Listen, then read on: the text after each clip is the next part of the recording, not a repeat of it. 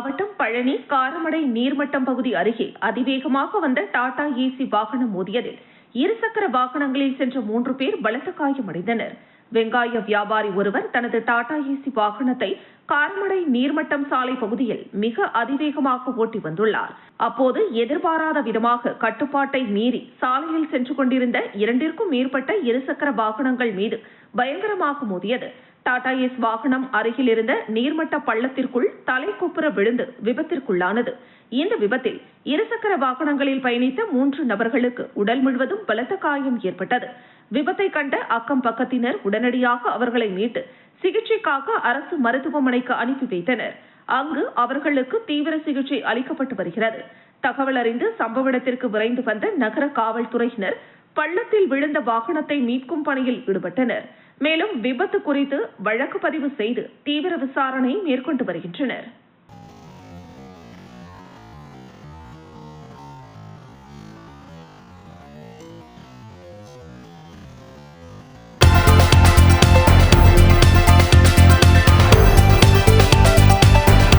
தென்காசி மாவட்டம் தென்காசி, கடையநல்லூர், கடையம், செங்கோட்டை உள்ளிட்ட பல பகுதிகளில் இடி மின்னலுடன் கனமழை பெய்தது. கடந்த 1.5 மாதம் கடுமையான வெயில் வாட்டி வதைத்த நிலையில் மாலையில் மேகங்கள் சூழ்ந்து இடி மின்னலுடன் கனமழை பெய்தது. இதனால் வெப்பம் தணிந்து குளுமையை அனுபவித்தனர் பொதுமக்கள்.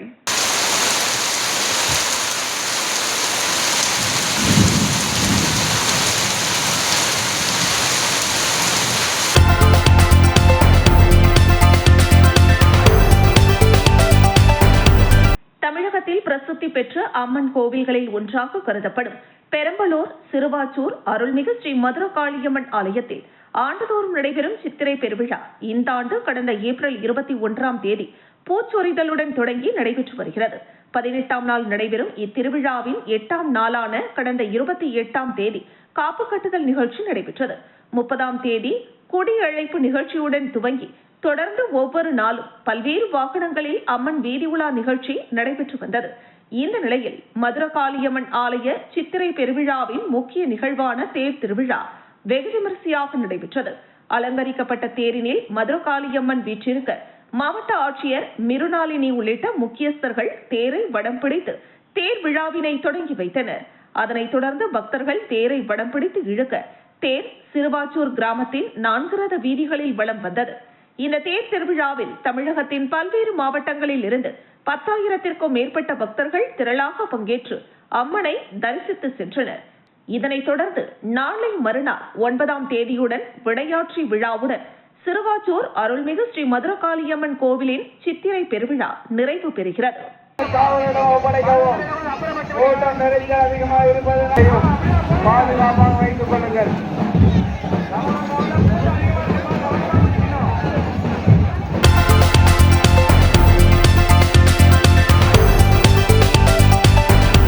மேற்கு வங்காளம், அசாம், புதுச்சேரி ஆகிய 3 மாநிலங்களில் பாஜக அமோக வெற்றி பெற்றது.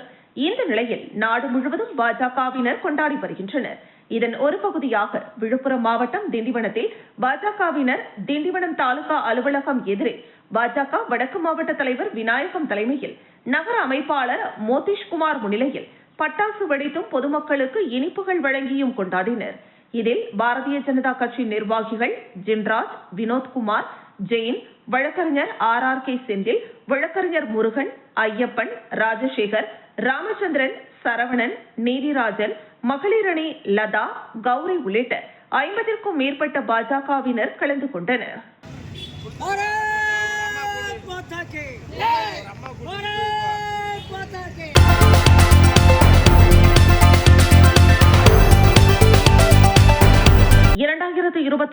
ஆண்டு நடைபெற்ற சட்டமன்ற தேர்தல் வாக்கு எண்ணிக்கை கடந்த 4ஆம் தேதி நடைபெற்ற நிலையில் நெட்டப்பாக்கம் தொகுதி என்ஆர் காங்கிரஸ் கட்சியின் வேட்பாளராக களம் கண்ட ராஜவேலு மீண்டும் நெட்டப்பாக்கம் தொகுதியின் சட்டமன்ற உறுப்பினராக தேர்வு செய்யப்பட்டார்.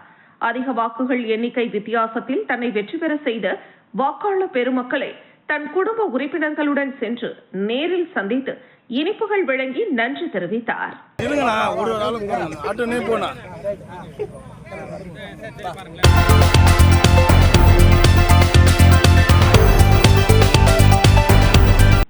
தமிழ்நாடு தமிழ்நாட்டில் தவிக தலைவர் விஜய் ஆட்சி அமைப்பதற்கு தேவையான சட்டமன்ற உறுப்பினர்களின் ஆதரவு கடிதங்களை கொடுத்திருந்தும் தமிழக ஆளுநர் ஆட்சி அமைக்க அழைப்பு விடுக்கவில்லை. இதற்கு பல்வேறு தரப்பினர் எதிர்ப்பு தெரிவித்து வருகின்றனர். இந்த நிலையில் புதுச்சேரி தவிக ஆதரவு சட்டமன்ற உறுப்பினர் நேரு மற்றும் தவிக சட்டமன்ற உறுப்பினர் ராமு ஆகியோர் கூட்டாக செய்தியாளர்களை சந்தித்தனர். அப்போது பேசிய அவர்கள், புதுச்சேரி மணவெளி தொகுதியில் வெற்றி பெற்ற சட்டமன்ற உறுப்பினர் ராமு பாஜக அமைச்சர் நமச்சிவாயத்தை சந்தித்தது மரியாதை நிமித்தமான சந்திப்பு என்று விளக்கமளித்த நேரு, தமிழகத்தில் ஆட்சி அமைப்பதற்கு தேவையான சட்டமன்ற உறுப்பினர்களின் ஆதரவு கடிதங்களை தவிக தலைவர் விஜய் ஆளுநரிடம் வழங்கியும் ஆளுநர் ஆட்சி அமைக்க அழைக்காதது ஜனநாயக விரோதம் என்றும் இது கண்டிக்கத்தக்கது என்றும் தெரிவித்தனர். இதேபோன்று செய்தியாளர்களை சந்தித்த இந்திய கம்யூனிஸ்ட் கட்சியின் முன்னாள் சட்டமன்ற உறுப்பினர் நாரா கலைநாதன், விஜய் தமிழகத்தில் ஆட்சி அமைக்க போதுமான சட்டமன்ற உறுப்பினர்களின் ஆதரவு கடிதங்களை கொடுத்திருக்கிறார். அவர் மெஜாரிட்டியை நிரூபிக்க வேண்டிய இடம் ஆளுநர் மாளிகை அல்ல, சட்டப்பேரவை. ஆனால் இதுபோன்ற விவகாரங்களில் உச்சநீதிமன்றத்தின் தீர்ப்புகள் இருந்தும் அதனை மதிக்காமல் மத்திய அரசின் கைப்பாவையாக ஆளுநர் செயல்படுவது வன்மையாக கண்டிக்கத்தக்கது என்றார். அவசியம் இப்ப கிடையாது. ஃப்ளோர் தான் சட்டப்பேரவையினுடைய ஃப்ளோர்ல தான் எவ்வளவு பேர் என்பது. அப்போ அவர்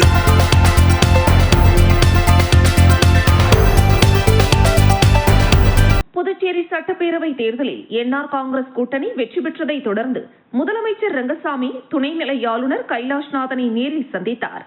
அப்போது தற்போதைய அமைச்சரவை பதவியை ராஜினாமா செய்வதற்கான கடிதத்தை துணைநிலை ஆளுநரிடம் வழங்கினார். தொடர்ந்து சமீபத்தில் நடைபெற்ற சட்டப்பேரவை தேர்தலில் மக்கள் அளித்த ஆதரவை முன்னிறுத்தி புதிய ஆட்சியை அமைக்க உரிமை கோரியும் கடிதம் அளித்தார். இந்த சந்திப்பின் போது என்ஆர் காங்கிரஸ் மற்றும் கூட்டணி கட்சிகளின் வெற்றி பெற்ற சட்டமன்ற உறுப்பினர்களின் ஆதரவு பட்டியலும் சமர்ப்பிக்கப்பட்டதாக தகவல் வெளியாகியுள்ளது. மேலும் விரைவில் புதிய அமைச்சரவை பதவியேற்பு விழா நடைபெறும் என அரசியல் வட்டாரங்களில் எதிர்பார்ப்பு நிலவுகிறது. புதுச்சேரியில் புதிய ஆட்சி அமைக்கும் பணிகள் தீவிரமடைந்துள்ள நிலையில் அரசியல் சூழல் பரபரப்பாக காணப்படுகிறது.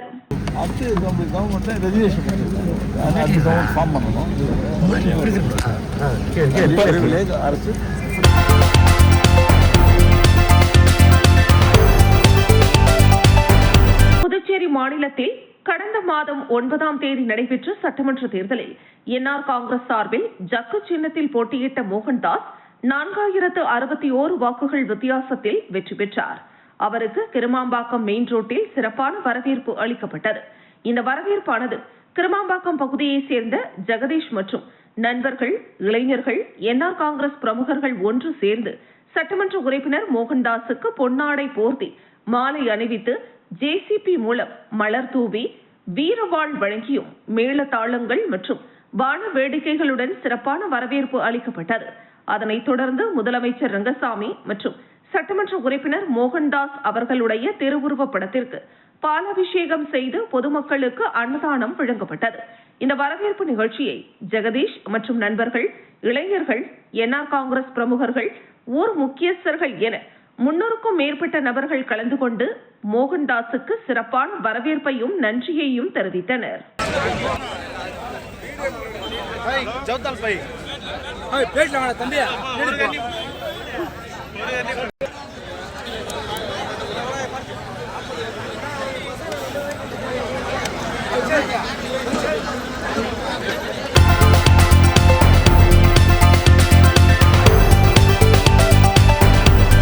புதுச்சேரி தட்டாஞ்சாவடி மார்க்கெட் கமிட்டியில் கடந்த 1 மாதமாக தேர்தல் காரணமாக குறைந்திருந்த மணிலா உள்ளிட்ட விளைபொருட்களின் வரத்து தற்போது தேர்தல் செயல்முறைகள் முடிவடைந்ததை தொடர்ந்து மீண்டும் அதிகரித்துள்ளது.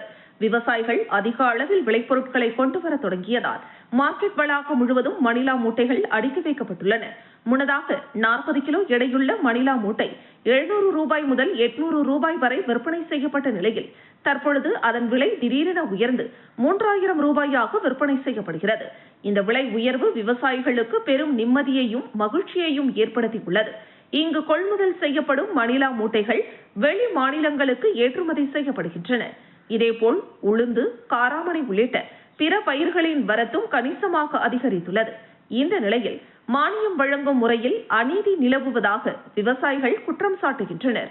ஒரே பகுதியில் ஆயிரக்கணக்கான விவசாயிகள் இருந்தும் மானியம் சிலருக்கே வழங்கப்படுகிறது. அதிலும் அரசியல் பின்னணி கொண்டவர்களுக்கு முன்னுரிமை அளிக்கப்படுகிறது என அவர்கள் தெரிவிக்கின்றனர். மேலும் மானியம் குறித்த தகவல்கள் பொதுவான விவசாயிகளுக்கு சரியாக சென்றடைவதில்லை என்றும் அதிகாரிகளுடன் தொடர்பில் உள்ளவர்கள் முன்கூட்டியே தகவல் பெற்று விண்ணப்பித்து பயன்பெறுகின்றனர் என்றும் குற்றச்சாட்டு எழுகிறது. இதனால் உண்மையான விவசாயிகள் பலர் வாய்ப்புகளை இழந்து வருவதாக கூறப்படுகிறது. இதற்கிடையில் கரும்பு, நெல், உளுந்து உள்ளிட்ட பல்வேறு பயிர்களில் பூச்சி தாக்குதல் அதிகரித்திருப்பதும் விவசாயிகளுக்கு கூடுதல் சிரமத்தை ஏற்படுத்தியுள்ளது. பலர் விவசாயம் லாபத்திற்காக அல்ல, கௌரவத்திற்காக மட்டுமே செய்து வருகிறோம் என்ற மனநிலையை வெளிப்படுத்துகின்றனர். இதனால் மானியம் வழங்கலில் வெளிப்படைத்தன்மை கொண்டு வருதல், அனைத்து விவசாயிகளுக்கும் சமமான தகவல் மற்றும் வாய்ப்பு வழங்குதல், பூச்சி தாக்குதலுக்கு உடனடி தீர்வு வழங்குதல் ஆகியவை அவசியம் என விவசாயிகள் வலியுறுத்துகின்றனர். இருக்கிறாங்கன்னு வச்சுக்கலாம், மானியம் 10 பேருக்கு தான் கொடுக்குறாங்க. அந்த 10 பேர் அரசியல்ல பின்புல மட்டும்தான் கொடுக்குறாங்க. விவசாயிக்கு யாரும் வந்து சேரவே இல்லை, முக்கியத்துவம் அது வரவே இல்லை. அவங்க உள்ள இருக்கிற ஆளுநர்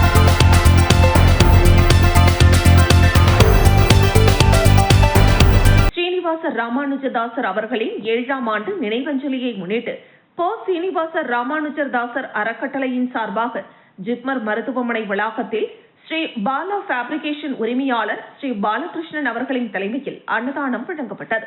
இந்த நிகழ்ச்சியில் ரோஜா, சுப்பிரமணியன், கலையரசி, பரத், ஸ்ரீமதி, கிருஷ்ணகுமார், கௌதம் உள்ளிட்ட ஏராளமானோர் கலந்து கொண்டனர்.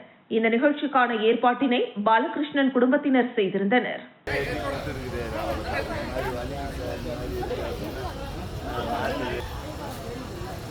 சரி, எப்படி பார்த்து அங்கே தான் போகணும்.